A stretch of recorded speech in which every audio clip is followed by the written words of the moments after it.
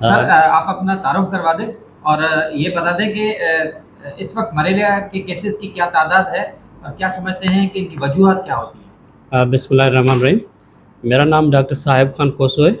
میں ڈسٹرکٹ بدین کا B B D focal person ہوں, ڈی ایم یو انچارج, اور میرے ساتھ مسٹر عرفان سمرو صاحب ہے, یہ بھی ڈی جی آفس کا ریپریزنٹ کرتا ہے. بیسیکلی ہم جو ڈسٹرکٹ کی پوری ڈیٹا ہوتی ہے وہ ہمارے پاس کمپائل ہو کے آتی ہے. جنوری سے مارچ تک ایسا پیریڈ ہوتا ہے جس میں مونسون نہیں ہوتا اور پانی زیادہ نہیں ہوتا ہماری ایریا میں, تو ہمیں کم کیس رپورٹ ہوتے ہیں. اس کے بعد مئی جون جولائی کے بعد انکریز ہوتا ہے ہمارے پاس کیسز کا ریشو.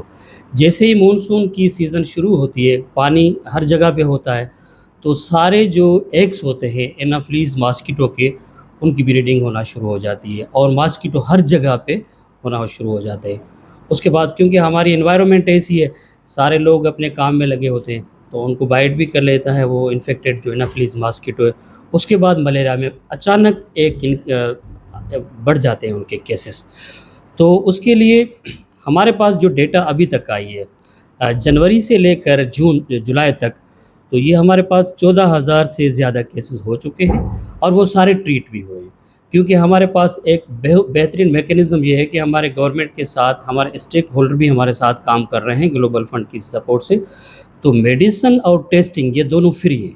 ہمارے 120 ہمارے ایسے سینٹرز ہیں جن میں گورنمنٹ کے اور کچھ پرائیویٹ سینٹرز جو فری آف کاسٹ پیشنٹ کی ٹیسٹ بھی کرتے ہیں, ان کو دوائی بھی دیتے ہیں. تو اس میں الحمدللہ کوئی کیس ہمارا فیلیور میں نہیں گیا, کوئی ڈیتھ نہیں ہوئی ہے.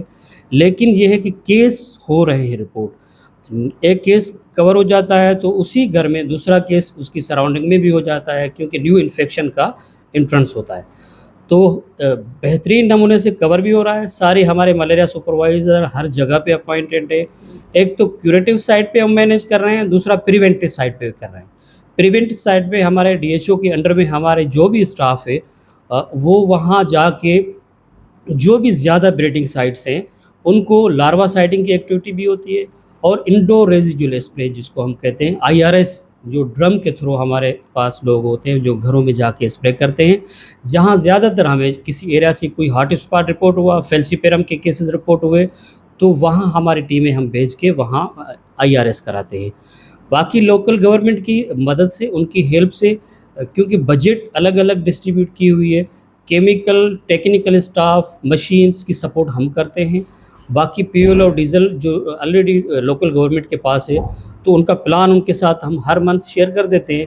ان کی وجہ سے, ان کی ہیلپ کی وجہ سے پھر ہمیں جہاں بھی سپورٹ ہوتی ہے وہاں ہماری ٹیمیں جا کے فوگنگ اور فیومیگیشن جو ہوتی ہے ان کو کرتے ہیں.